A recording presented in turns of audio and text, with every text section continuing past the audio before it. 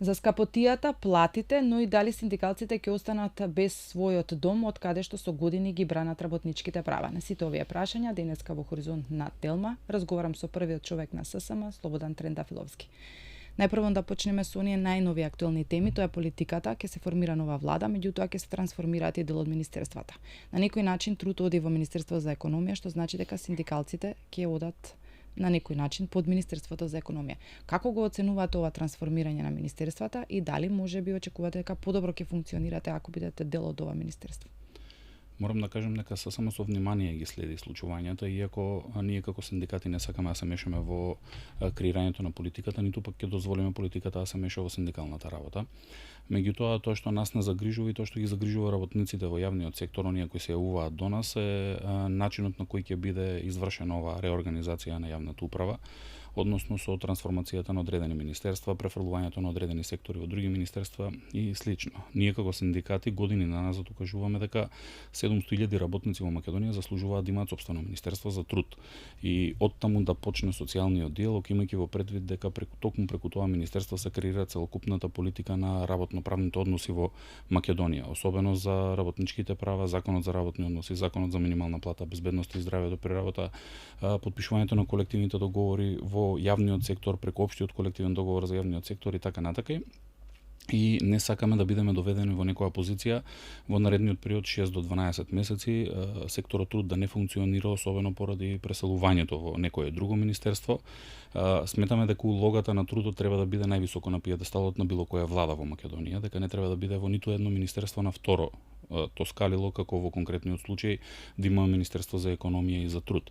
Да не заборавиме, во Министерството за економија бизнисот има свое влијание преку стопанските комори.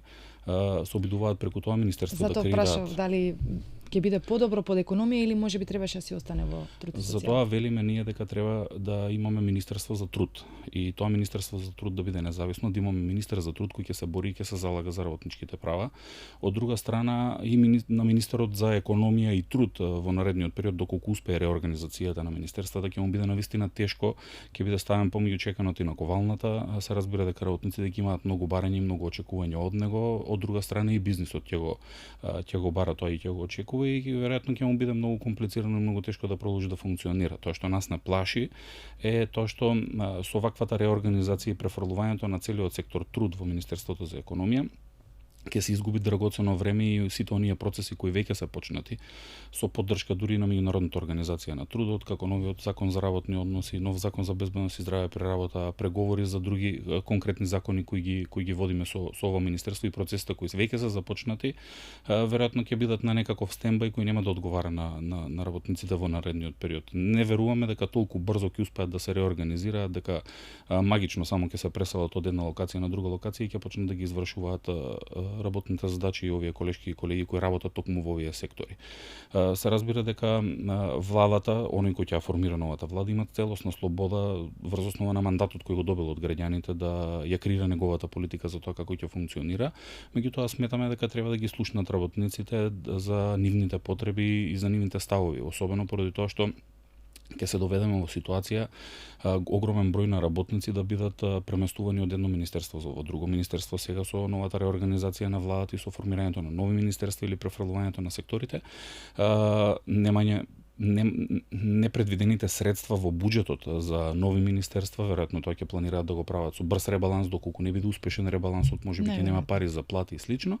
И затоа велам дека ние како представници на работниците прилично сме загрижени во процесот на работничките права. Останатиот процес политичкиот кој тие ќе го водат нас многу не ни интересира, меѓутоа треба да ги имаат сите овие аспекти во предвид во наредниот период доколку успеат да ги изгласаат и да ги променат оние основни закони со кои се реорганизира јавната управа, односно ќе се креираат новите министерства. Да не заборавиме дека најголем дел од нашето обкружување конкретно, па и пошироко, ние пред околу 2 недели имавме гости од Министерството за труд и социјална политика на Германија.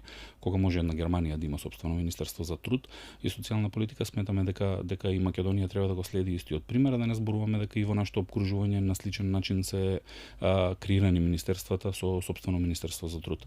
Затоа велам дека за нас, за работниците, е значајно ова да го слушнат креаторите на политиките, оние кои ќе формираат новата влада и оние кои ќе гласаат овие закони. Добро, бидејќи рековте дека имавте од Министерството на Германија, како гледаат на работите тука? Дали синдикатот доволно се бори, доволно е слушан во оваа држава или Ние укажавме на сите недостатоци кои во изминатиот период се случуваа. Се разбира нашите очекувања од новата влада се очекувања кои чекаме да бидат исполнети уште во првите 100 денови. Информиравме за сите проблеми кои настанаа во Македонија со, да речеме, зголемувањето на функционерските плати, со воведувањето на 72 часовна работна недела како никаде во светот на добро друго за платите? место. Со изигрување на Како законот го за работни искоментира? односи, со злоупотреба на европското знаменце, со конфискацијата на работничкиот дом и слично, се разбира дека тие не можат да се мешаат во креирањето на политиката, меѓутоа нелогично им е да во вакво време, во време на економска воена криза, јавните функционери, нејавните службеници, невработените во приватниот сектор да добијат такво енормно зголемување на платите. Кажаа само дека тоа го нема ниту во една мокна Германија, па не во Македонија. Има закон, веќе го споменавме, дека има закон за да се направи оваа реорганизација на министерствата, кој што претпоставам дека веќе е изготвен. Дали го добивте законот како ССМ? Ние како ССМ и како што тоа го правевме во изминатиот период, ги добиваме сите закони. Тие треба да знаат дека најголем дел од членовите на политичките партии, најголем дел од нивните блиски соработници, па дури и луѓето кои се на високи позиции во политичките партии или пак во владата и во министерствата се и членови на синдикатите, и кога тие се загрижени за нивната екзистенција, за нивните плати, првенствено го бараат синдикатот, а тоа е Сојузот на синдикатите на Македонија. Предлог законското решение го добивме и од тоа што можевме да погледнеме внатре е дека нашата загриженост е токму таа, да не се случи некој да го загуби неговото работно место од работниците кои се распоредени во министерствата во овој момент, да не се случи тие работници да останат без плата поради тоа што според нашите видувања и според нашите експерти во синдикатот во буџетот нема предвидено ставки за такви министерства за исплата на плати на крајот на криштата и сме загрижени поради тоа што гледаме на тоа така како да ја губиме позицијата како синдикати и како работници во државата поради тоа што во овој момент Министерството за економија и трудот ќе биде на второ место, додека пак во Министерството за труд и социјална политика трудот беше секогаш на прво место и заради тоа велиме ние ни за години наназад, повеќе од 5 години го бараме токму тоа да имаме сопствено министерство, сопствен министер, каде што ќе можеме да тропнеме во било кое време и каде што ќе можеме да ги оствариме не само нашите права, туку и да ги доставиме нашите предлози за подобрување на целокупната економска состојба во државата. Има ли некои спорни моменти во законот кои што освен овие работи кои што ги видовте, треба да се Нас не интересира само социјалната сфера, платите на работниците, трансформациите на нивните работни обврски, преместувањата и губењето на позицијата на Министерството за труд, односно тоа што ние сметаме дека ќе биде проблем за нас.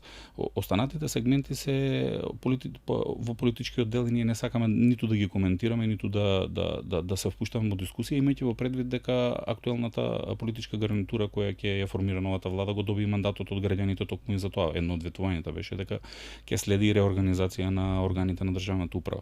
Меѓутоа пак ќе нагласам Министерство за труд на работниците им е далеку од потребно.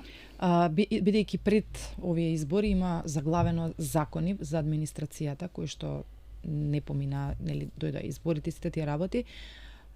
Сега со овој закон, дали може би нов закон што е за реорганизација, тие ќе останат заглавени, ќе бидат заборавени, тука се дел од платите на некои државни службеници, ми се чини дека бе околу 15% за некои вработени. Да. Видете, тоа што нас не загрижува во целата состојба, на пример, е што има отпочнато процеси за носење на одредени закони каде што ние синдикатите бевме активно вклучени. Ќе почнеме од законот за работни односи кој го подготвуваме веќе 5 години. Да. Дали ќе почнеме одново и ќе губиме драгоцено време, 5 години за веќе усогласени ставови. Законот за безбедност и здраве правото. Тука се законот за административни службеници и законот за јавниот сектор. Тие се во собрание. Исто така тие беа во собрание, ние како синдикати успеавме да го спречиме нивното донесување од една гледна точка, да не им се намалат платите на вработените во јавниот сектор за 2400 или 2500 денари, онолку колку што се зголеми минималната плата, поради тоа што целта на тие што го предложија таквото законско решение беше токму тоа, да не добијат вработените во јавниот сектор, оние вработени за кои се применува законот за административни службеници, 2400 или 2500 денари со порастот на минималната плата од месец март. Ние успеавме тоа да го спречиме, луѓето добија усогласување на нивните плати со минималната плата, која се разбира дека е мало, меѓутоа очекуваме во наредниот период новите министри да не повикаат на разговори, ние сме спремни со нашите предлози и со нашите забелешки за да продолжиме да дискутираме на тоа што беше лошо во тие законски решенија. Во тие законски решенија, ако не се лажам, во Законот за административни службеници дури беше воведено правото на трошоци за превоз, кое државата прифати да го плаќа во висина од 50% од реалните трошоци. Токму поради тоа едно од нашите главни барања е враќање на правото на трошоци за превоз и трошоци за храна за работниците во Македонија. Бидејќи веќе спомнуваме и цени, и плати и сите тие работи, дали, бидејќи веќе се формира новата влада, ќе инсистирате ли како синдикат, споменавте, ќе очекуваме министрите први да не викнат, меѓутоа секогаш министрите може и да не ве викнат, бидејќи ќе бидат зафатени со други работи, без разлика која влада е на власт. Ќе инсистирате ли први да имате состанок со надлежните министри за да издействувате за побрзо да се движат работите? Тука ја спомнуваме и минималната плата. Пред известно време кажавте дека ќе треба да има ревидирање на минималната, без разлика што е само според законот за во март, тоа да се направи во првите 100 дена. Зошто и со кои аргументи ќе го браните ова барање, со оглед на тоа што минималната плата е врзана со прошетнината и со трошоците за живот. Ние имаме зголемени трошоци за живот, меѓутоа статистички паѓаат. Во продавница тоа не го почувствуваме, меѓутоа во статистиката бројката е друга. Од друга страна имаме просечна плата која што тука е негдека, нели, зголемување, намалување има за некој процент од месец за месец, но имаме и апанажа за одредени функционери кои што сигурно ќе си ја побараат, ќе си ја добијат. Дали и тоа ќе го кажете како аргумент, затоа што тука имаме зголемување, добивање на плата која што би била 12 месеци, а овдека зборуваме за 2-3 илјади денари, 5 илјади денари кои што цело време ги вртиме и каде што цело време се преговара со месеци за 2 илјади денари, а кога станува збор за нивните плати, многу лесно сите партии се сложни за тоа да го изгласаат и да помине и сите да бидат задоволни со примањата. Ние како ССМ мислиме дека правилниот пат и редот на нештата е кога ќе почнете да водите државата во насоката во која вие сакате да се движи, односно сте го добиле мандатот од граѓаните да ја водите државата како влада, да седнете да разговарате со оние кои ве гласале, со работниците и со нивните представници. Од една гледна точка. Ние како ССМ сме отворени за диалог и за дискусија со сите, меѓутоа кажавме дека социјалниот диалог е највисоко на пиедесталот во синдикалното работење и дека очекуваме по пат на социјален диалог да ги надминуваме сите проблеми и предизвици со кои се соочуваме ние како работници, меѓутоа ќе се соочуваат и функционерите во наредниот период. Меѓутоа, ние како ССМ покажавме во изминатиот период дека доколку не се случи тоа, сме спремни и ние да тропнеме на нивната врата, да дојдеме со протести, да дојдеме со штрајкови, да дојдеме по тоа што е наше, а тоа што е наше е платата, додатоците на плата, условите за работа и така натака, и се надеваме дека ќе почнеме добро во наредниот период, дека ќе имаме состаноци на кои ќе можеме да ги образложиме сите овие наши барања кои ги искажуваме во изминатиот период. Да не заборавиме, ние од почетокот на годината до некаде 1 мај заокруживме со околу 30 на протести. Да, во поглед некој на добија, барањата, некој не добија, останаа со протестите. Во поглед на барањата на работниците и навистина успеавме да се избориме за голем број на наши колешки и колеги да добијат усогласување или зголемување на нивните плати, меѓутоа од друга страна нашите барања се и како издржани, особено кога гледате дека за функционерите наеднаш се најдоа 78% средства за зголемување на нивните плати, особено ако гледате дека сега сите се тепаат да побараат апанажа, да добиваат плата, а да не работат во наредните 12 месеци. Ова го зборувам од една гледна точка, тоа што истите тие функционери која водеа државата во минатото, а сега во најголем дел ќе добиваат апанажа, беа најгласно говорници дека вработените во јавниот сектор не доаѓаат на работа, примаат плата, дека треба да се реорганизираат, дека треба да се отпуштаат од работа и слично. За разлика од тоа, денеска први да поднесат барање да добиваат апанажа, да не забораваме, нивната апанажа изнесува некаде околу 2000, 2200 или 2500 евра, во зависност од тоа каква позиција и каква функција извршувале во државата, дали биле пратеници, дали биле министри, дали биле премиери и слично. Има ли во други држави ваква апанажа за функционери кои што не работеле? Веројатно има, меѓутоа во други држави немате такви зголемувања на функционерските плати на крајот на криштата, немате толку висока разлика помеѓу платите на работниците и платите на функционерите. Вие имате сега во моментот 2500 евра функционерска плата и 22.500 денари минимална плата. тоа е огромна разлика. Тоа што вие го споменавте со забрзаниот раст на цените, токму поради тоа ние пресметуваме и синдикалната минимална кошничка. Тоа што го гледаме на терен и тоа што го гледаме на статистика не соодветствува со реалноста. Зошто не соодветствува со реалноста? Вие според анализите на некои медиумски куки, според анализите ние како ССМ што ги правиме со пресметката на синдикалната минимална кошничка, одредени производи се проснати и за 70 до 80%. Кои? Од таа гледна точка во Македонија само функционерските плати и одредени производи растат за 70 до 80%. И на таков начин можете да сватите во какво општество живееме. Ние како синдикат, како ССМ, сакаме да упатиме порака токму до оние кои ги креираат политиките и кои ги креира леј, кои ги креираат во наредниот период. Нека се обидат тие дома да отидат на сопствените деца да им објаснат дека не можат да добијат зголемување на нивните плати поради тоа што некој чичко таму во владата или некој таму кој е директор на одредена компанија не можел да си дозволи да им се зголемат нивните плати, а патем тој за себе си овозможил огромно зголемување на платата, огромни бенефиции и слично. И објаснете му на вашето семејство дека не можете да го однесете на одмор подалеку од Дојран 7 денови во Булганкалов, дека треба да одите во маркетот и дека не можете да си дозволите да му купите одредена чоколада која детето ќе го побара, а ќе треба да ги бркате најниските цени и најнеквалитетните производи за да го прехраните вашето 4-члено семејно домаќинство. Тоа се сериозни предизвици за огромен број на работници, на граѓани, на пензионери во Македонија и токму тоа мислам дека треба да биде главната водилка на оние кои ќе водат државата во наредниот период. Синдикалната минимална кошничка која пресметува Сојузот на синдикатите на Македонија, функционерите ја разбираат различно од работниците. Работниците ја разбираат дека тоа е нешто без што не се може да се преживее, додека пак функционерите сметаат дека токму толку пари им се потребни. Вие ако имате две минимални плати и уште нешто да ви фали, вие ќе преживеете до крајот на месецот. Меѓутоа нека пробаат тие да преживеат на таков начин. Во моментов имаме минимална потрошувачка кошница која што со секиријата според новата пресметка достигнува и до 70.000. 74.000 денари, 60.000 денари е без да плаќате закуп за стан.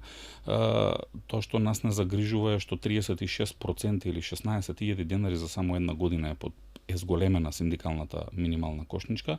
Тоа покажува дека нашите граѓани се посиромашни за минимум 16.000 денари месечно.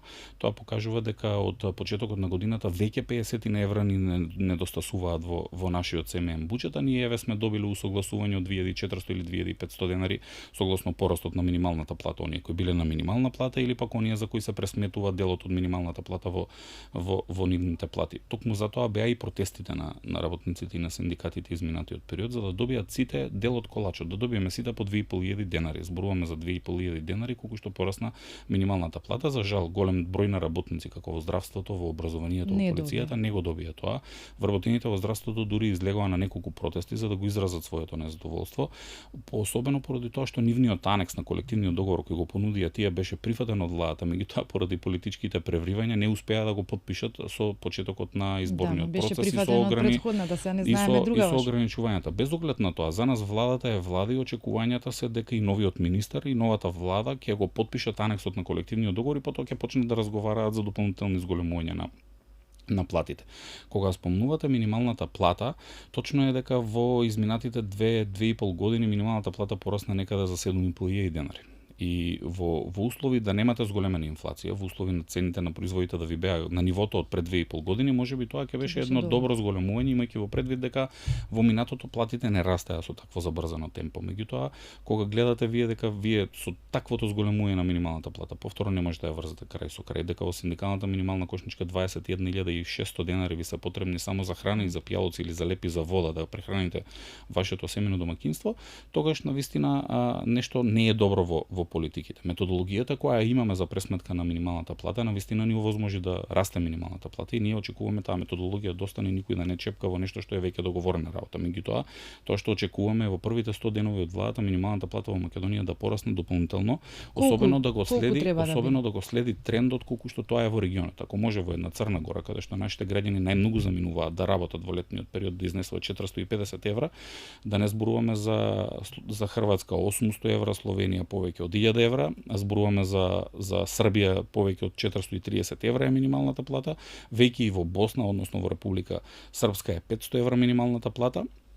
Нашите очекувања од новата влада се дека новата влада нема да има политика на екзодус на македонските работници, дека ќе се обиде да ги зголеми платите за да ги задржи квалификуваните работници во Македонија. И токму поради тоа 450 евра е нешто од што можеме да почнеме да разговараме.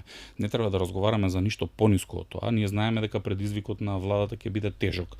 Знаеме дека сега треба да проверат колку средства има во буџетот, знаеме дека сега ќе треба да прават ребаланси, меѓутоа кога ќе прават новиот ребаланс, кога ќе предвидуваат парите за апанажа на функционерите, кога ќе предвидуваат парите за 78% зголемени функционерски плати, веројатно ќе треба да чукнат главата и да предвидат пари за зголемување на платите на вработените во јавниот сектор, зголемувањето на минималната плата, а следствено на тоа и платите во приватниот сектор. За волја на вистината, во приватниот сектор каде што сме синдикално организирани, платите далеку побрзо растат.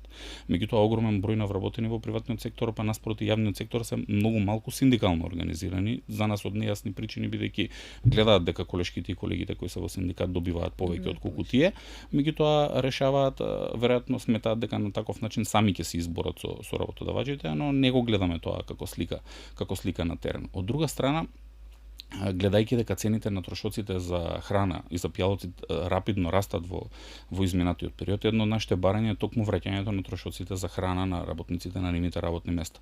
Зошто го велиме ова? Во 2008 година со бруто системот на плати во Македонија, тие трошоци некако се претопија и сега вие треба да ги убедувате работниците дека на минимална плата од 22.500 денари, 20% од просечната плата вие имате дел за трошоци за храна да дојдете на работа и останатиот дел ви е плата. Горе доле ќе му дојде некаде дека ви уствари имате плата 14.000 денари, доколку си ги овозможите трошоците за храна, реалните потреби кои ги имате за да можете да работите 8 часовен ден. Ние не зборуваме дека сите работници во Македонија работат канцелариска работа, лесни работни задачи и слично, ви имате трудоинтензивни дејности каде што навистина е тешко со геврек и со вода или со јогурт да го избуткате денот. Еве земете вашата професија, цел ден сте на терен, два пати ќе треба да јадете, вие ќе треба повеќе пари од вашата плата да дајете за храна, да се напиете некаков пијалок, отколку тоа што можете да го задржите за себе и да го однесете дома на крајот на денот, да не зборуваме за некаква заштеда. Ниту еден работник не може да заштеди во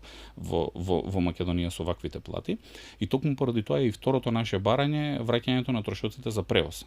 Во Скопје, ако е автобускиот билет 1500 или 2000 денари, зборувам за градскиот автобуски превоз кој го имате во Скопје, или пак автобускиот превоз од регионот, да дојдеш од Велес на работа во Скопје, од Куманово, од Тетово, од Гостивар и од другите градови, и вие да го плаќате тоа од вашиот џеб, да трошите некаде околу 4 до 6000 денари само за да дојдете на работа, 6000 денари за храна, 6000 денари за превоз, вас ви остануваат 10.000 денари плата. Зборуваме кога се оние кога е за минималната плата. Да, зборуваме за минималната плата под која не може ниту еден вработен во Македонија да добие плата. Добро, колкав број на работници добиваат минимална плата? Имаше различни бројки, 80, 90.000, 100.000, над 100.000. Има ли конкретна бројка? Секој пат има различни бројки поради тоа што управата за јавни приходи не излегува никој пат со конкретни бројки, а само тие ги имаат вистинските податоци. Од една причина, управата за јавни приходи со изговор дека не може да води сметка колкави се задршките на вработените, води евиденција за исплата од 1 денар до 20.000 денари, над 20.000 денари, колку земаат 22.500 и така натака и така натака, меѓутоа бројката секогаш се движи околу 60.000 работници во Македонија да примаат минималната плата. Ние минатата година со потпишувањето на општиот колективен договор за јавниот сектор, со дополнителните 10% изголемени плати, направивме чегор ниту еден вработен во јавниот сектор да нема минимална плата. Меѓутоа, оваа година со Законот за административни службеници, огромен број на вработени, околу 30.000, добија усогласување со минималната плата и повторно немаме некој од вработените на минималец. Меѓутоа, некои работници не добија никакво усогласување на нивните плати и повторно се јави таа компресија на платите и повторно се јави тоа незадоволство кај работниците. Тоа сакав да прашам, бидејќи имаме барање за ново зголемување на минималната плата. Ние знаеме дека во јавниот сектор не работат сите исто и немаат сите иста позиција. Автоматски ќе мора да отидат напред и другите плати, за да не дојдеме до една урамниловка, како што ја викаме, да некој има иста плата со некој на пониско ниво или некој на повисоко ниво од некој над него. Сега тука пак ќе треба одреден број на средства кои што ќе треба да се обезбедат. Дали тоа ќе биде возможно со оглед на тоа што ние имаме администрација која што е навистина голема, и според некои официјални бројки таа изнесуваше негде дека околу над 120.000 130.000 работници во јавниот сектор имаме. Тоа не се администрација. Зборувам за цел јавен сектор, не е за Пари се разбира дека има во буџетот, само не се правилно распоредени и тоа го видовме во изминатиот период и тоа веројатно ќе го гледаме и во наредните месеци. Бидејќи револт би можела да се створи кај самите вработени внатре. Ние таа неправда ја исправивме со потпишувањето на општиот колективен договор за јавниот сектор, каде што е утврдено дека методологијата на пресметка на плати ќе биде иста како на функционерите од март 25 година. Март 25 година е за некаде 8 месеци од сега. Тогаш ќе имаме разграничување токму на тие работни места каде што имаме ниско квалификувани работници со лесни и повторливи задачи и високо квалификувани работници со тешки, сложени, самостојно кои ги вршат работните задачи. Коефициентот на сложеност ќе треба да биде утврден до декември оваа година помеѓу синдикатот и работодавачот, односно владата од другата страна и Министерството за финансии. Тоа очекуваме како процес да продолжи веднаш по формирањето на владата, бидејќи тој процес не ни запра од септември минатата година. Неправдата која ќе ја исправиме да немаме повеќе урамниловка на платите со порастот на минималната плата е токму тоа. Ако просечната плата во Македонија порасне 10% или како што сега беше случајот 14%, вработените во јавниот сектор добиваат 14% изголемена плата во месец март 2025 година и од тука натака и ние сме сигурни дека таквото решение ќе овозможи вработените во јавниот сектор да имаат предвидливи плати, да знаат што да очекуваат, меѓутоа и креаторите на политиките или пак функционерите да знаат како да го предвидуваат нивниот буџет, за да има помалку за тендери, за да има помалку за непродуктивни трошоци, а да имате повеќе на страната на задоволството на работниците. Тоа што ќе треба оваа влада да го направи, заради тоа барам уште во првите 100 денови сите синдикати заедно зголемување на минималната плата, а следствено на тоа ние ќе добиеме изголемување на останатите плати, имајќи во предвид дека во колективните договори, во законите го имаме тоа обезбедено како право, е токму за премостување на овој тежок период од 8 месеци кои следува до март 2025 година. Не зборуваме ние само за јавниот сектор, зборуваме и за приватниот сектор. Ние кога ќе тргнеме во процесот на зголемување на платите, преговараме подеднакви во приватниот и во јавниот сектор. За волја на вистината, во приватниот сектор ни е многу полесно каде што сме синдикално организирани, не само улогата и моќта на синдикатите, туку и недостатокот на квалификуваниот работен кадар во Македонија предизвикува раст на платите и ние од таа гледна точка можеме да кажеме дека сме комотни како работници во приватниот сектор во овој момент. Меѓутоа во јавниот сектор не можат да го кажат тоа, имајќи во предвид дека сите образложенија на функционерите се токму тоа, дека е преобемна администрацијата, дека не доаѓаат на работа некои работници. Се служувате ли дека е преобемна и дека има што не доаѓаат на работа или тоа е кроз годините се зборува. Има и кога ги правиме анкетите дека е нефункционална. Не зборам за сите сектори, зборувам за одредени сегменти. Што е проблемот? Како можеме ние да ја промениме оваа слика за администрацијата? Реално се случувало да не можеш да завршиш работа во обичен работен ден, значи тој станал, дошол на работа, треба да го заврши тоа. Сите сме се соочиле со таков проблем. Не можеме ние, сега ќе го земам како типичен пример, извод од матична книга на родени да го чекаме 10 дена, а да го вадам од друга држава да стигне за 2 работни дена. Значи не е дека нешто не штима тука во целиот процес. Треба да се како да се промени? Треба да се промени начинот на работа. Ние како синдикати, особено поради тоа што сме и репрезентативни во јавниот сектор и најголемите синдикати во јавниот сектор се во Сојузот на синдикатите на Македонија, во изминатиот период укажувавме на овие недостатоци. Ние како ССМ и останатите синдикати кои се дел од ССМ, верувам и во другите синдикати, не сакаме да застанеме позади неработниците и позади луѓето кои не доаѓаат на работа, позади луѓето кои не ја зимаат нашата плата. Ако во канцеларијата јас треба да работам се, а платата треба да ја делиме јас и вие, тогаш можеби вашата плата треба да ја добивам јас и ќе бидам и далеку попродуктивен и далеку поефикасен. Меѓутоа, многу пати го повторуваме тоа, не можете да очекувате луѓето да ви бидат продуктивни во јавниот сектор, ева особено администрацијата, со просечна плата од 24 до 26.000 денари. Платите таму не се високи. Вие имате раководители на сектори кои примаат плата под просечната плата, можеби блиску само на неколку луѓе во државата на просечната плата. А има ли сектори каде што има превработеност? И на таков начин вие да очекувате тие работници брзо и ефикасно да завршат работата. Можеби и револтот кој се јавува, имаме еден колега кој кажува белиот штрајк е најлошиот штрајк. Вие кога ќе го изразувате вашето незадоволство на вашето работно место со неработење, поради тоа што гледате дека некој друг не работел ништо или поради тоа што гледате дека вашиот претпоставен ви врши притисок, мобинг и слично. Меѓутоа, превработеноста треба да се регулира на друг начин. Сега, ако се направи реорганизацијата, ќе треба луѓето да ги распределат точно на работните места на кои треба да извршуваат работната задача и да не дозволат креаторите на политиките. Синдикатот не е тој што треба да води сметка дали работниците доаѓаат на работа, колку брзо и ефикасно извршуваат работата и слично. Синдикатот е тој што треба да ги предупреди работодавачите доколку ги малтретираат работниците, доколку ги тера да работат повеќе од тоа што е дозволено, доколку ги тера да работата не им плаќаат и слично. Меѓутоа, нашата работа и нашата улога не е во општеството ние да бидеме креатори на грешките на функционерите и на таков начин ние да ги санкционираме вработените. Ние секој пат ќе стоиме позади работниците, меѓутоа за жал работниците до нас исто така пријавуваат дека нивни колеги не доаѓаат на работа, нивни колеги не извршуваат работните задачи, па потоа тие мораат да ги извршуваат работните задачи и ние се бориме тоа да биде надминато. Можеби во наредниот период, особено поради тоа што еве за 18 месеци имаме нови избори на локално ниво, ако не се лажам, не треба да има ниту едно вработување во јавниот сектор и расположливите капацитети кои ги имате, природниот одлив на работната сила, дали во приватниот сектор, дали можеби поради заминување во странство или поради заминување во пензија,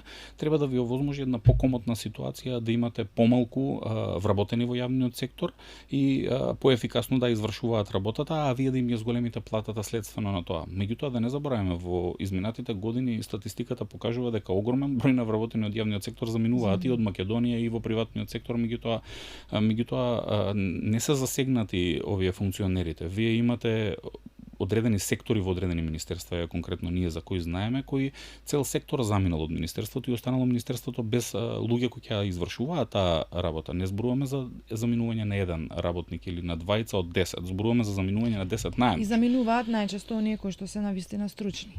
Да, најголемиот проблем на зачувување на квалификуваниот работен кадар во Македонија е платата. Ако не можете вие да ги платите луѓето, тие ќе бараат сигурна иднина на некаде на друго место, можеби во приватниот сектор, меѓутоа најчесто тие бараат да заминат во странство.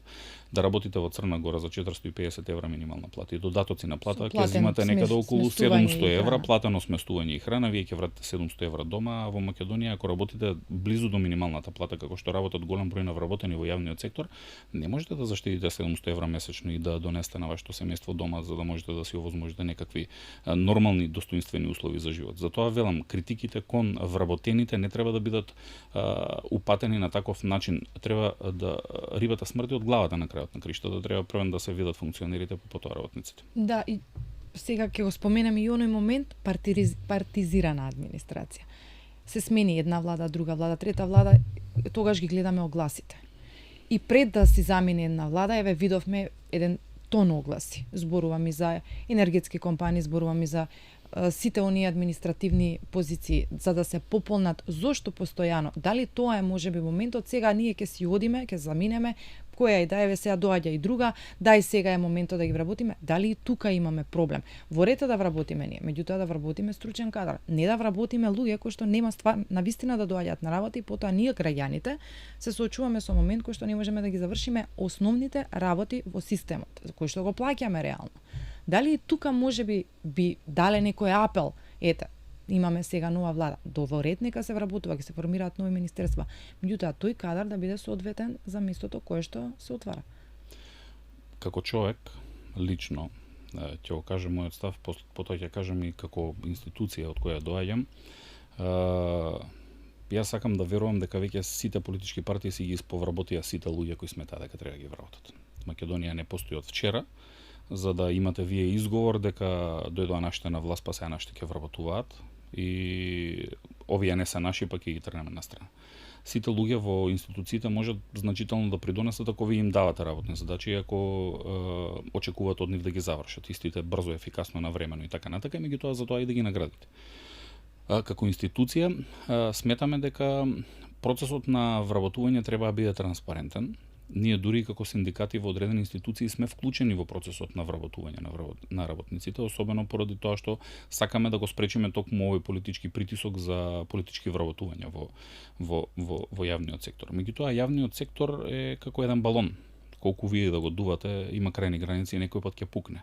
Не можете вие до вчера да сте кажувале дека 130.000 вработени во јавниот сектор е преобемен јавен сектор, а во наредните месеци да вработувате уште 10, 20 или 30.000 нови вработувања во јавниот сектор, а патем веќе имате ваши луѓе на кои можете да се потпрете да ги извршуваат работните задачи, кои може да ги контролираат извршувањето на работните задачи на другите, и можеби тоа е нешто што треба во наредниот период да го размислуваат. До локалните избори да нема вработувања освен оние најнеопходните. Зборуваме ако некој замине во пензија, на негово место немате соодветен кадар да превземете од друго министерство или од друга институција, па потоа да вработите некој нов кој ќе ви помогне, нели се разбира да бидете и поефикасни и вие како носител на функцијата во таа институција, меѓутоа и како институција и како влада во целост. Меѓутоа нашите очекувања се вработувањата да не бидат предизвик за исплата на платите на вработените во јавниот сектор. Ќе кажем еден абсурд. Во национални шуми, македонски шуми, пред распишувањето на изборите вработија 550 нови вработени, кои за само половина месец тропнаа на вратата во синдикатот поради тоа што не примија една, втора, сега и трета плата. Вие не можете да ги лажете веќе луѓето и луѓето не треба веќе да се залажуваат дека некој ќе ги вработи некаде, а потоа да немаат апсолутно никаква екзистенција. И тоа услови да ги платат. И да ги платат, да примаат плата за тоа што ќе го извршуваат. Па и ништо да не извршуваат како работна задача, да не бидат платени. Поради тоа што ако сте седеле дома, можеби ќе сте имале екзистенција и ќе сте се бореле, ќе сте нашле друга работа и ќе сте примале соодветна плата. Барем сега има работни места во приватниот сектор имат огласи за вработување за над 30.000 денари основна плата, а во јавниот сектор вас ве лажел некој дека ќе ве вработи за 22, 22.500, 23, 24 и така натака и така натака. Работниците мислам дека се освестени веќе поради тоа што и ние како синдикати правевме неколку кампањи со кои се обидувавме да го дигнеме нивото на свеста во поглед на работничките права. Особено си видоа сега во овој предизборниот процес кога одредени јавни претпријатија како Македонска пошта, како водостопанство, како Македонски шуми беа оставени на работна екзистенцијата. Луѓето и денеска не знаат дали ќе добијат плата, ниту пак дали ќе имаат таа плата до ребалансот на буџетот кога ќе треба да се обезбедат финансиски средства за да исплаќаат платата како институции на тие работници, а во меѓувреме изнавработи еден куп работници кои се дополнителна тежина. Во меѓувреме купуваа службени возила, во меѓувреме трошеа на други непродуктивни расходи. Затоа велам дека функционерите ќе треба да бидат многу предпазливи во наредниот период и можеби една од главните причини да се воздржуваат од вработување е токму тоа што за многу кратко време имаме локални избори и вие џабе ќе ги вработувате луѓето ако не можете да ги платите, ако не им зголемите платата и слично. Еве доаѓа септември и вработените очекуваат некакво придвижување напред во поглед на платите. И вие ако дадете само на една категорија, како пензионерите, некакво усогласување на нивните пензии, додека пак на вработените не дадете ништо, тоа се 130.000 во јавниот сектор или вкупно 700.000 во државата, не овозможите со политики да креирате можност да се зголемат платите, можете да сватите дека во октомври и во ноември, без оглед на тоа дали е ССМ виновен, дали ќе биде владата виновна, дали ќе биде некоја политичка партија виновна, тие работници кога нема да добијат зголемување на нивните плати, а ќе дојдат сметките високи за електрична енергија, парно, струја, вода и други комунални услуги, ќе биде тешко да им објасните на луѓето дека вие најдобро намерно мислите да не им ги зголемувате платите и дека вие поради тоа што сметате дека ако им ги зголемите платите, па може да ги расипете, нив па они ќе трошат многу повеќе и слично, па така. Малку ироничен сум поради тоа што навистина така излегува на крајот на денот, дека овие мислат кои ги креираат политиките, директорите на компаниите во приватниот сектор мислат дека ако ние имаме добри плати, дека ќе се расипеме, дека ќе го видиме светот, дека нели ќе си овозможиме достоинствени услови за живот на нашите семејства и дека ќе се намали продуктивноста. Меѓутоа најголемата лага и на функционерите и на директорите во приватниот сектор е дека во Македонија има непродуктивни работници. Нема непродуктивни работници, во Македонија има само недобро платени работници кои немаат апсолутно никаква желба да ви бидат продуктивни за таквите мизерни плати. Ако ве гледаат вас како директор дека доаѓате со некој џип од 200.000 евра на работа, а не може да им дајете 20.000 денари плата или 22.500 колку што е минималната плата, верувајте дека некако нема да им биде желбата, нема да им биде желбата голема.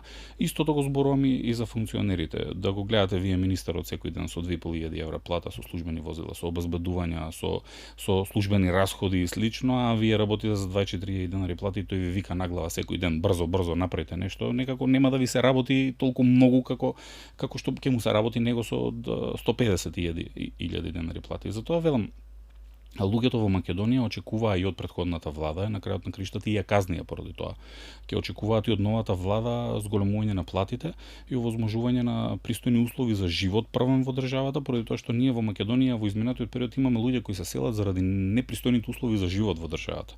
Не е веќе ни платата главен фактор за заминување во државата, како што велите вие не може да завршат работа во било која институција. Во било која институција, не може да ги добијат соодветните услуги и така натака. И заради тоа велам дека секој кој ќе ја земе палката и ќе ја води државата во наредниот период, веројатно ќе му биде тешко, многу тешко ќе му биде, меѓутоа ние како синдикати сме тука да бидеме коректори на сите лоши политики и ќе очекуваме да нас слушнат. Доколку се разбира тие не дојдат кај нас, ние знаеме да отидеме кај нив, доколку тие не прашаат, ние знаеме и да им кажеме и така натака и ќе очекуваме да по пат на социјален диалог најдеме решенија за нашите проблеми, поради тоа што нашите проблеми се големи како планина. Меѓутоа нивните проблеми не се толку големи и ќе очекуваме некој да ни ја симне планината од плеките за да можеме да продолжиме да функционираме и да екзистираме во Македонија, да не планираме да купиме карта во еден правец и да заминеме од државата. Така, има уште неколку прашања до крајот. Кратко, бидејќи споменавте дека трошоците кај нас се прилично пораснати за една година, што од производите најмногу има, на кои производи најповеќе цените порасна? Чисто да издвоиме некој, дали се тоа оние производи кои што ги купуваме ние секојдневно, каде е забележано најголемо поскапување? Имаше листи? Токму така, имаше листи за зголемувањето на цените на производите направени во споредба со претходната година, меѓутоа пред да прокоментирам растот на цените, сакам една друга работа да прокоментирам. Многу од оние кои не гледаат и по телевизија, по шансата вие која ни ја давате како медиуми да бидеме гласни, викаат ги овие синдикалците пак нешто кукаат, па нешто бараат, па се нив нешто не им е погодено, цените не се пораснати и така натака. Меѓутоа мене ме загрижува еден друг момент. Гувернерката на Народна банка пред отприлика еден месец на една конференција го кажа тоа што го зборуваме ние како синдикати изминатите години, дека во Македонија во трговијата неоправдано се зголемуваат цените и дека нема апсолутно никакво образложение и никаква причина за таквиот раст на цените. Предходно дека треба некој суровините, производството поскапено, струја поскапена, еве све отиде надоле. И дека треба некој да го заузда таквиот начин на самоволие на овие профитери, морам слободно да кажам. Ви имате еден абсурд во поглед на оние цени кои растат и пораснале 70-80%. Меѓутоа имате еден абсурд каде што цената на маслото во споредба со минатата година и цената на брашното е за 30 до 40% намалена. Ние не видовме дека тоа се основните материјали за производство на се останато во Македонија. Не видовме дека се останато во Македонија се намали. Не видовме дека цената на лебот се намали за 30 до 40% поради намалувањето на цената на брашното. Цената на електричната енергија исто така се намали, цената на превозот и на горивата исто така се намали, меѓутоа не видовме дека изговорите на работодавачите, на трговците, на овие профитери кои кажуваат дека поради трошоците за превоз, поради цената на електричната енергија, поради суровините, они морале да ги зголемат цените. Тоа значи дека сега тие не само што 80% или 70 или 60% ги зголемиле цените. Например на некои основни производи кои се дел од синдикалната кошничка, макароните, ако не се лажем, се пораснати за 40 до 60%. Цената на макароните. Макароните се произведуваат со вода и со брашно. Ако цената на брашното се намалила 30%, како вие вас изговорот дека 40% треба да ви биде зголемен, го зголемена вредноста на производ и милион други работи. Маслиновото масло, ако не се лажем, некаде 110% е пораснато, апропо сончогледовото масло кое најмногу се употребува во Македонија. Имате некои такви лоши примери кои нема образложение апсолутно никакво. Увозот е со намалени цени на репроматеријалите од кои се произведуваат овие производи. Единствено нешто тоа што можеме да видиме дека цената на месото некаде е стабилна во изминатиот период. Меѓутоа, иако и тоа е прилично високо, многу пати го кажуваме делот со просечната плата во Македонија со која се фалат функционерите, тоа вие како едно парче месо со коска, ние гледаме коска, овие други го јадат месото, така и цената на производите во Македонија. Вие правите споредба со некој што не може да си овозможи апсолутно ништо, со некој што може да си овозможи апсолутно се. За некои луѓе цените во маркетите, цените на горивата не се зголемени.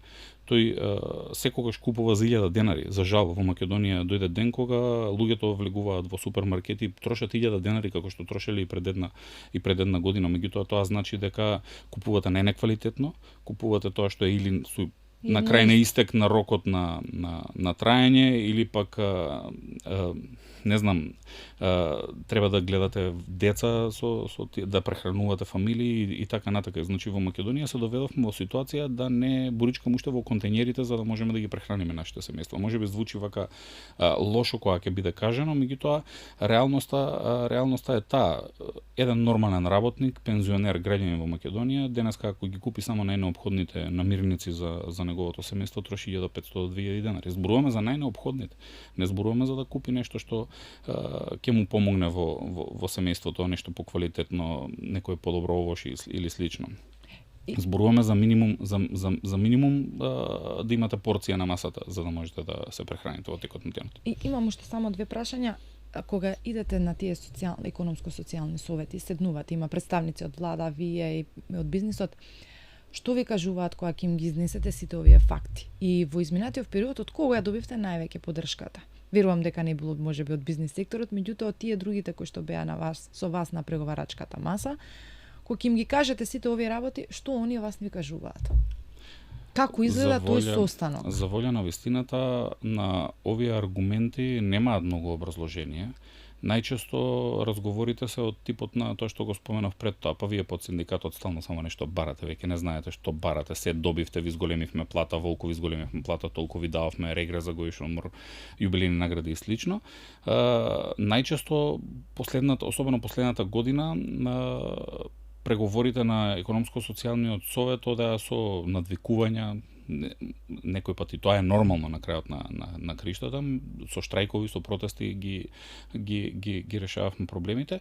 Меѓутоа имаше поддршка од поединци како во владата, како министри зборам, како представници на владата, меѓутоа за волја на вистината пак во изминатиот период имавме одлична соработка со пратениците кои беа од опозицијата, а сега ќе бидат власт. И со нив заедно успеавме да спречиме неколку штетни законски решенија на штета на работниците и добивме поддршка од нив, дури и на наши предложени законски решенија. Да не забораваме дека законот за минимална плата, за да стане минималната плата 18.000 денари, беше поддржан од пратеници во собранието. Законот за административни службеници, кој спречивме да биде донесен, беше поддржан токму од пратеници од опозицијата во собранието. И па сега и така натака, и затоа улога на власт ќе ги видиме. Да, нашите очекувања се да продолжат по патот кој го чекоревме заедно во минатото, без оглед на тоа дали ќе бидат пратениците од досегашната владеачка опција или од новата владеачка опција. Треба секој пат да имаат на ум дека треба напорно да работат за да ги задоволат работниците, пензионерите, граѓаните кои патам се и нивни гласачи. Во Македонија тоа се виде во изминатиот период и на крајот на криштата ние не бараме ништо повеќе од тоа што го заслужуваме. Бараме достоинствена плата за достоинствена работа. Не бараме никаков луксус како што имаат и како што уживаат тие, туку само бараме да знаеме дека ќе дојдеме безбедни на нашите работни места, дека ќе се вратиме дома кај нашите семејства, да знаеме дека тоа што ќе сработиме денеска ќе ни биде соодветно платено и да знаеме дека на крајот на криштата трошокот кој ќе го направиме за да дојдеме на работа и за да се прехраниме додека сме на работа ќе биде натовар на работодавачот, а не од нашиот џеп и на крајот на криштата од устите на нашите деца, за да можеме ние да дојдеме да донесеме нешто дома. Тоа е нешто што ќе треба во наредниот период да го имаат на ум. Очекуваме особено од новата влада да не се меша во синдикалното движење, поради тоа што ние како синдикати покажавме дека сме голем коректор на лошите политики и помогнавме во минатиот период, сметаме дека можеме да помогнеме и во наредниот период. Очекуваме да седнат заедно со нас и да не слушнат, да ги слушнат нашите издржани аргументи кои ги имаме за нашите барања и се разбира да најдеме заеднички решенија. Едностранните решенија во Македонија во изминатиот период не дадоа никакви резултати. Кога им велевме дека злоупотребата на европското знаме, носењето на закон со 72 часовна работна недела за удоволување на одредени странски конзорциуми, недоволното зголемување на платите, недоволното зголемување на крајот на криштата на пензиите ќе ви судри од глава на краток рок, тоа и се случи на претходната влада. И за крај уште едно прашање, проблем имавте и со самата зграда на синдикатот. До кај сме, дали можеби синдикатите ќе останат без куќата која што со години се борат за работничките права? Работничкиот дом е изграден од 1958 година токму од синдикална чланарина од работнички плати. Токму од овие кои двојат од својата плата за да бидат дел од нашето синдикално семејство, поради тоа што било потребно место од каде што ќе започнат сите протести, сите штрајкови, каде што ќе се донесат сите важни одлуки за работниците, и тоа се случувало повеќе од 70 години. За жал, веројатно синдикатите во минатиот период на некој многу му пречеа во Македонија. Да, зошто сега излезе тој момент, сега ќе ви ја земеме на зградата. И некој се обиде на таков начин, покрај тоа што од 92 година па до 2024 година сите одлуки се во интерес на Сојузот на синдикатите на Македонија, водени во поглед на конфискација на работничкиот дом. А кој е тој кој што инсистира да се земе таа? Па веројатноста е дека бизнис, политички и олигархиски интереси се испреплетени, меѓутоа тоа што нас не радува во овој момент е тоа што предметот со предлогот за повторување на постапката повторно е во Врховниот суд, и тоа за многу краток временски период. Успеавме за само 4 месеци да го вратиме предметот повторно во Врховниот суд. Поднесовме и апликација до Меѓународниот суд за човекови права во Страсбург за заштита на законитоста на правото на сопственост, како што е нормално во целиот свет. Ваков случај нема никаде во Европа. За волја на вистината, тоа што ние се сомневавме дека некакви коруптивни активности може би имало при носењето на пресудата, имајќи во предвид дека тројца суди ја донесоа пресудата на штета на работниците, имавме две издвоена мислења на страна на работниците, значи одлуката не била едногласна. Еден од тие суди денеска се наоѓа во притвор токму поради корупција. Се надеваме дека предметот кој е веќе во Врховниот суд ќе биде многу брзо разрешен патем. Наредната недела сум повикан во Меѓународната организација на трудот во Женева, на меѓународната конференција на трудот која се одржува секоја година. Синдикатите ќе имаат посебна дискусија само за нашето прашање и за конфискацијата на работничкиот дом, поради тоа што сметаат дека доколку вакво нешто помине во Македонија, тоа може да се случи насекаде во Европа, особено во оние посткомунистички и социјалистички држави во Европската унија. Добивме безрезервна поддршка од нив, реакции до амбасадорот во Македонија, до владата, до Врховниот суд, до сите институции, и од 1 до 3 септември првата дама на крајот на криштата, генералниот секретар на Европската конфедерација на синдикатите, ќе биде наш гостин на наша покана, токму поради ова прашање. Ние очекуваме судството во Македонија да стегне заби, да покаже дека е независно, да покаже дека корупцијата, влијанието, тргувањето со носењето на пресуди треба да биде минато време во Македонија. Очекуваме најбрзо што може до судската ферија на крајот на криштата да имаме нова пресуда и нова одлука. Ако се случи да другите инструменти кои ги имаме, земе таа зграда? За жал, за нив на крајот на криштата не може никој да влезе во работничкиот дом. Работничкиот дом го изграделе работниците и работниците ќе го бранат до последно, до крај. Обидите и замислите на некои функционери, можеби во минатата влада, можеби во сегашната влада, дека тука нешто ќе направат, па сега нешто тоа ќе биде државно, како нема никаде во светот функционерска чизма да стапна на вратот на работниците, тоа го кажуваме. Работничкиот дом да стане функционерски дом, за жал тоа го имало во 38 година во Германија. Меѓутоа таму знаеме како заврши приказката. Се надеваме дека Македонија нема да се представи во најлошото светло во Европа и во светот во поглед на улогата и на работата на синдикатите. Се разбира, веројатно целта, тоа што ние веќе се обидуваме да го разбереме, да не растурат, да не разнебидат, бидејќи вие ако немате сопствена куќа, ќе се иселите секаде, ќе си најдете секој својот простор и секој својот крај, и на таков начин ќе го нарушат и единството и солидарноста и синдикалниот дух, и на таков начин ќе им направат штета на 700.000 работници. Нема да влезе никој во работничкиот дом. Работничкиот дом, без оглед на моменталната ситуација, повторно на работниците, ние сме таму и денеска, таму ќе бидеме можеби уште 70 на години колку што бевме и во минатото. Меѓутоа очекуваме правото и правдата еднаш да завладе и еднаш да победи во Македонија. Добро е тоа да почне со оваа работничка борба, за да има правна сигурност и во наредниот период. Да не заборавиме дека за тие тројца суди кои ја донесоа ваквата срамна пресуда, се уште имаме барања за испитување на дисциплинска одговорност пред судскиот совет, и судскиот совет во наредниот период треба сериозно да се побави со оваа работа. На крајот на криштата ние како синдикати можеме дури да бидеме најгласни во наредниот процес на реформи во судството и не сакаат да ни имаат како непријател. Слободен, ти благодарам за ова гостување. Ви благодарам за можноста.